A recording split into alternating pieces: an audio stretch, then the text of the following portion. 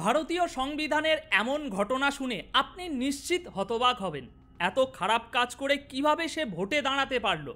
এই ঘটনা ভারতীয় গণতন্ত্রের মুখে কালি। কিভাবে একজন দুর্নীতিবাজ মানুষও জনগণের প্রতিনিধি হতে পারল? স্বাগতম বন্ধুরা, আপনাদের সকলকে আমাদের আজকের এই রোমাঞ্চকর ভিডিওতে। আজ আমরা এমন কিছু প্রশ্নের উত্তর খুঁজব যা আপনাদের মনে ভীষণ আগ্রহ ও জিজ্ঞাসা তৈরি করবে। কি ভাবছেন, আমাদের গণতন্ত্র কেন এতটা পঙ্গু? এমন কি ঘটেছে যার জন্য একজন খালিস্তানি আন্দোলনকারী ভারতকে ভেঙে দুটুকরো করতে চায় এমন একজন আন্দোলনকারী জেলে বসেই নির্বাচন করতে পারল এবং সেই নির্বাচনে সে জয়লাভও করে নিল? একবার ভাবুন তো, আজ আমাদের দেশের আইন শৃঙ্খলা ব্যবস্থা কতটা দুর্বল হতে পারে, যার জন্য এমন একজন ব্যক্তি সহজেই মুক্তি পেয়ে সংসদে গিয়ে শপথ নিতে পারল। তিনি এমন একজন ব্যক্তি যিনি ভারতের সংবিধান মানে না, ভারত দেশকেই মানে না, যার বিরুদ্ধে এত দেশদ্রোহী অভিযোগ রয়েছে, কিন্তু তা সত্ত্বেও কিভাবে সেই ব্যক্তি রাজনৈতিক ক্ষমতা অর্জন করতে পারল? বন্ধুরা, আজ আমরা এই ভিডিওতে জানতে পারবো কেন অমৃতপাল সিংয়ের মতো একজন ব্যক্তি, যিনি ভারতের সংবিধানকে অবজ্ঞা করেন, কিন্তু তা সত্ত্বেও তিনি কি করে ভোটে জিতে সংসদে শপথ নিতে পারেন। আমরা বিশ্লেষণ করব কিভাবে একজন রাজনীতিবিদ তার ক্ষমতা এবং অর্থের জোরে বিচার ব্যবস্থা এবং আইন শৃঙ্খলা ব্যবস্থাকে প্রভাবিত করতে পারে। আপনাদের মনে কি কখনো প্রশ্ন জেগেছে, কেন আমাদের বিচার ব্যবস্থা এত ধীর গতির? কেন এমন ব্যক্তিরা যারা দেশের জন্য হুমকি, তারা দ্রুত শাস্তি পায় না? কিভাবে একজন ব্যক্তির রাজনৈতিক প্রভাব দেশের বিচার ব্যবস্থাকে তুড়ি মেরে চ্যালেঞ্জ করতে পারে? এছাড়াও আমরা জানব আজনালা থানার হামলার ঘটনা, যা আমাদের আইন শৃঙ্খলা ব্যবস্থা কতটা দুর্বল তা স্পষ্ট আপনাদের সামনে তুলে ধরবে। এমন ঘটনা কিভাবে সম্ভব যেখানে পুলিশের বিরাট বাহিনী সামান্য একটি গোষ্ঠীর সামনে পরাজিত হয়? বন্ধুরা, আমরা আজকের এই আলোচনার মাধ্যমে খুঁজে বের করব আমাদের আইন এবং বিচার ব্যবস্থার দুর্বলতা এবং সেই সঙ্গে এই ধরনের ঘটনা কেন আমাদের দেশে বারবার ঘটে। এই ভিডিওতে আমরা এই প্রশ্নগুলোরই উত্তর খুঁজব এবং জানব আমাদের গণতন্ত্রের ভবিষ্যৎ কী হতে পারে আগামীতে, কিভাবে আমরা আমাদের গণতন্ত্রকে আরও মজবুত রাখতে পারি। তাহলে আসুন শুরু করি এই গুরুত্বপূর্ণ যাত্রা। তবে প্রশ্নগুলির উত্তর জানার জন্য সম্পূর্ণ ভিডিওটি কিন্তু আপনাকে অবশ্যই দেখতে হবে এবং দেশের বর্তমান গণতন্ত্রের অবস্থা সম্পর্কে আপনাদেরকে সচেতন হতে হবে। বন্ধুরা, আমাদের গণতন্ত্র শক্তিশালী নাকি দুর্বল?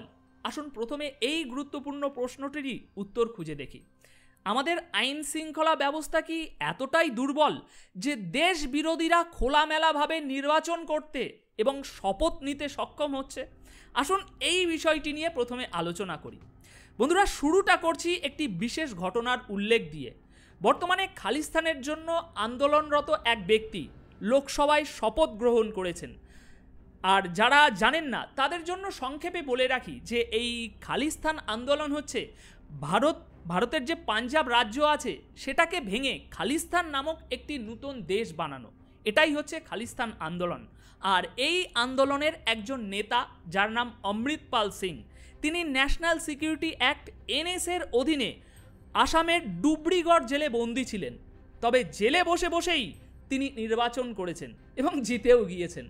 আর তাই এখন তাকে পার্লামেন্টে শপথ গ্রহণের জন্য মুক্তি দেওয়া হয়েছে কিছুটা সময়ের জন্য। এবার ছোট্ট করে এই অমৃতপাল সিংয়ের পরিচয় ও তার ব্যাকগ্রাউন্ড যাতে বুঝতে সুবিধা হয়। অমৃতপাল সিংয়ের জন্ম ও বড় হয়ে ওঠা ভারতের পাঞ্জাব রাজ্যে। তিনি একজন মোটামুটি ভালোই শিক্ষিত যুবক। তিনি পাঞ্জাবের গ্রামীণ অঞ্চলে বেশ জনপ্রিয় একজন যুবক। 2012 সালে কর্মের সন্ধানে তিনি দুবাই চলে যান। 10 বছর দুবাইয়ে কাটিয়ে 2022 সালে তিনি ভারতে ফিরে আসেন এবং ওয়ারিস পাঞ্জাব দে এই নামে একটি সংগঠনের প্রধান হন। আর বন্ধুরা, এই সংগঠনটি মূলত খালিস্তান আন্দোলনের সমর্থক এবং পাঞ্জাবকে ভারত থেকে পৃথক করার আন্দোলন বারবার করে এই সংগঠন। অমৃতপাল সিং ছোটবেলায় থেকেই একটি শিক্ষিত পরিবারে বেড়ে উঠেছে, তাতে কোনো সন্দেহ নেই। তার পরিবার পাঞ্জাবের সামাজিক এবং রাজনৈতিক পরিবেশে যথেষ্ট সক্রিয় ছিল। তবে অমৃতপাল সিংয়ের জীবন ধীরে ধীরে একটি বাঁক নেয়, যেখানে তিনি খালিস্তান আন্দোলনের প্রতি আকৃষ্ট হন। ধীরে ধীরে রাজনৈতিক কার্যক্রমে তার মনোযোগ আকর্ষণ হতে থাকে এবং তিনি খালিস্তান আন্দোলনের সাথে ধীরে ধীরে আরও যুক্ত হয়ে পড়তে থাকে আরও গভীরভাবে। এবার আসি সেই আজনালা থানায় হামলার বিষয়টির উপরে। বন্ধুরা, ভারতে ফিরে আসার পর এবং সক্রিয়ভাবে খালিস্তান আন্দোলনের সাথে যুক্ত হওয়ার পর অমৃতপাল সিং একটি বড় মারপিটের মামলায় জড়িয়ে পড়েন, যার কারণে পুলিশ তখন তাকে বাধ্য হয় গ্রেপ্তার করতে।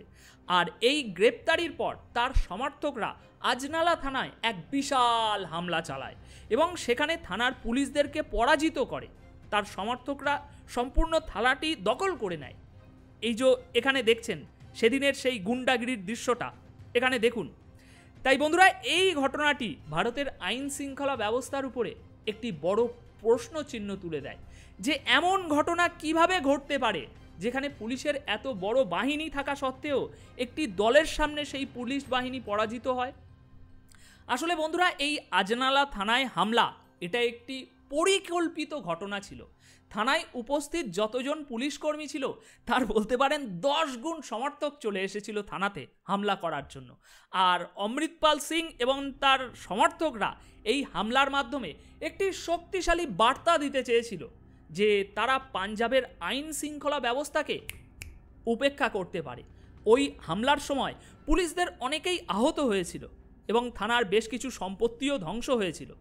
এবার এই হামলার পর অমৃতপাল সিংয়ের সমর্থকরা দাবি করেন যে তাদের নেতাকে অন্যায়ভাবে গ্রেপ্তার করা হয়েছে, তাই তাকে মুক্ত করতে হবে। এটির মাধ্যমে অমৃতপাল সিং এবং তার সমর্থকরা একটি বড় রাজনৈতিক ইস্যু তৈরি করে ফেলেন তখন এবং সরকারের উপরে লাগাতার চাপ সৃষ্টি করতে থাকে। মোটামুটি এবার বুঝলেন। এবার আসুন অমৃতপাল সিংয়ের কিছু উত্তেজনামূলক বক্তব্যর দিকে। এটাই খুব গুরুত্বপূর্ণ জিনিস, মন দিয়ে শুনুন। অমৃতপাল সিং একটি টেলিভিশনের সাক্ষাৎকারে বলেন যে তিনি নিজেকে ভারতীয় হিসাবে মানেন না। তিনি বলেন যে আমি একজন পাঞ্জাবি, পাঞ্জাব আমার জাতি, পাঞ্জাব আমার ভাষা, পাঞ্জাবি আমার সংস্কৃতি, তাই আমি ভারতীয় সংবিধান মানি না। তার বক্তব্যে তিনি আরও বলেন যে আমরা আমাদের স্বতন্ত্র ও স্ব অধিকার ফিরে পেতে চাই। পাঞ্জাবের মানুষকে আমাদের নিজস্ব শাসন ব্যবস্থা দিতে হবে। আমরা আমাদের সংস্কৃতি ও ধর্মকে রক্ষা করতে চাই। জাস্ট এ মিনিট, এবার আপনারাই ভেবে বলুন যে তার এই দাবি ন্যায্য না অন্যায্য। যদি ন্যায্য হয় তাহলে তো কাল পশ্চিমবাংলা থেকে আমরাই বলে উঠব যে আমি একজন বাঙালি, বাংলা আমার জাতি, বাংলা আমার ভাষা, বাংলা আমার সংস্কৃতি, তাই আমাদেরকে নিজস্ব শাসন ব্যবস্থা দিতে হবে। আমরা আমাদের সংস্কৃতি ও ধর্মকে রক্ষা করতে চাই, আমাদেরকে আলাদা দেশ দাও। কেউ বিহার থেকে আওয়াজ তুলবে, কেউ উড়িষ্যা থেকে আওয়াজ তুলবে, কেউ রাজস্থান থেকে আওয়াজ তুলবে। প্রত্যেকেই প্রত্যেকের সংস্কৃতি ও ধর্ম বাঁচানোর জন্য যদি এইভাবে আলাদা দেশের দাবি করে, তাহলে ভারতবর্ষ এই নামটা, এই দেশটা কিভাবে বিদ্যমান থাকবে? আমি পাঞ্জাবি, তাই আমাকে আলাদা পাঞ্জাবি দেশ দিতে হবে। এটা দেশের কত বড় দুর্ভাগ্য যে এই ধরনের মন্তব্য একজন সাংসদের সদস্যর মুখ থেকে শোনা যাচ্ছে। তাই আজ দেশের গণতন্ত্রের ভবিষ্যৎ নিয়ে আমাদের ভাবতে বাধ্য হতে হচ্ছে। আর বর্তমানে এই ধরনের মন্তব্যগুলি পাঞ্জাবের সমাজে একটি বড় বিতর্ক সৃষ্টি করেছে এবং মানুষের মধ্যে বিভাজন সৃষ্টি করেছে। এই পর্যন্ত মোটামুটি ক্লিয়ার। এবার আসুন অমৃতপাল সিংয়ের নির্বাচন ও শপথ গ্রহণের দিকে। বন্ধুরা, আমাদের সংবিধানে একটা অদ্ভুত আইন আছে। ভারতের জেলে থেকে আপনি নির্বাচন করতে পারবেন, তার অনুমতি আছে, কিন্তু আপনি জেলে থেকে ভোট দিতে পারবেন না।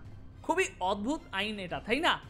আর অমৃতপাল সিং ঠিক এই আইনেরই ফায়দা তুলে নির্বাচনে অংশ নিয়েছে এবং নির্বাচনে জিতেও গিয়েছে। নির্বাচনে জয়লাভের পর তিনি জেল থেকে কিছু সময়ের জন্য মুক্তি পান এবং সংসদে এসে, এই দুদিন আগেই সংসদে এসে শপথ গ্রহণ করে গিয়েছেন। তাই আমি আবারও বলবো যে এটি ভারতের গণতান্ত্রিক ব্যবস্থার একটি অদ্ভুত বাস্তবতা। অমৃতপাল সিংয়ের মতো একজন ব্যক্তি যিনি খোলামেলাভাবে দেশের সংবিধানকে উপেক্ষা করেন, তিনি কিভাবে সংসদে প্রবেশ করতে পারেন? আপনারাই বলুন। এই বড় প্রশ্নটিকে অবশ্যই আপনার মনে জায়গা দেওয়া উচিত। আর আমি নিশ্চিত অবশ্যই এই প্রশ্নটিকে আপনি ভীষণভাবে ভাবছেন, ভাবিয়ে তুলছে আপনাকে যে একজন ব্যক্তি যিনি ভারতের সংবিধান মানে না, তাকে কিভাবে সংসদে শপথ গ্রহণ করতে দেওয়া হয়। এটি কি আমাদের গণতন্ত্রের মজবুতির প্রমাণ, নাকি আমাদের আইন শৃঙ্খলা ব্যবস্থার দুর্বলতার প্রমাণ? অমৃতপাল সিংয়ের মতো একজন ব্যক্তি যিনি ভারতের সংবিধানকে জনসমক্ষে উপেক্ষা করে, তাকে কিভাবে সংবিধানের জন্মকেন্দ্র সংসদ ভবনে শপথ গ্রহণ করার অনুমতি দেওয়া যেতে পারে? আমাদের আইন শৃঙ্খলা ব্যবস্থা কতটা দুর্বল তা আজ সারা ভারতবাসীর কাছে স্পষ্ট হয়ে গেল এই ঘটনার মাধ্যমে। আজ ভারতীয় সংবিধানের একটা কালো দিন যা ইতিহাসের খাতায় উঠে থাকলো। আমাদের বিচার ব্যবস্থা কেন এত ধীর গতির? কেন এই ধরনের ব্যক্তিদের দ্রুত শাস্তি দেওয়া হয় না? ঠিক কি কি কৌশলে রাজনৈতিক স্বার্থের জন্য আইনের অপব্যবহার করা হয় তা এবার আপনারা একটু বুঝুন। বন্ধুরা, আমাদের দেশে এমন অনেক উদাহরণ রয়েছে যেখানে রাজনীতিবিদরা নিজের স্বার্থে বহুবার আইনের অপব্যবহার করেছেন। রিপ্রেজেন্টেশন অফ পিপল অ্যাক্ট 1915 ধারা 8 অনুযায়ী একজন ব্যক্তি জেলে বন্দী থাকা অবস্থায় সে নির্বাচনে অংশ নিতে পারে। সে আর 5টা পলিটিক্যাল লিডারদের মতো ভোটে লড়াই করতে পারে। সমস্ত অধিকার রয়েছে যত সময় না তার উপরে কোনো দোষ প্রমাণিত হচ্ছে। ভালো করে বুঝুন এই পয়েন্টটা। যদি একবার সে দোষী সাব্যস্ত হয়ে যায় তাহলে সে এই কাজটা তখন আর করতে পারবে না। আর আইনের এই লুপ হোলটাকে ব্যবহার করেই অমৃতপাল সিং নির্বাচনে অংশ নিতে পেরেছে এবারের নির্বাচনে। তবে অমৃতপাল সিংয়ের মতো একজন ব্যক্তির বিরুদ্ধে পাবলিকালি এনএসএ ও আর্মস অ্যাক্টের মামলা থাকা সত্ত্বেও কেন এত ধীর গতিতে তার বিচার চলছে? আর আইনের এই অপব্যবহার এবং বিচার ব্যবস্থার ধীর গতির কারণেই অমৃতপাল সিংয়ের মতো ব্যক্তিরা নির্বাচনে অংশ নিতে পারছেন, এমনকি তারা সংসদে প্রবেশ করতে পারছেন, মন্ত্রী হতে পারছেন। তাই আজ আমাদেরকে এটা মানতেই হবে যে এটি আমাদের বিচার ব্যবস্থার ভীষণ বড় একটি দুর্বলতা। তাই আজ দেশের বিচার ব্যবস্থা এবং আইন শৃঙ্খলা ব্যবস্থার দ্রুত উন্নয়ন দরকার। দোষীদের বিচার করে দ্রুত তাদের শাস্তি প্রদান করা দরকার, কারণ এই ধরনের ঘটনা আমাদের গণতন্ত্রের মজবুতিকে প্রশ্নবিদ্ধ করে।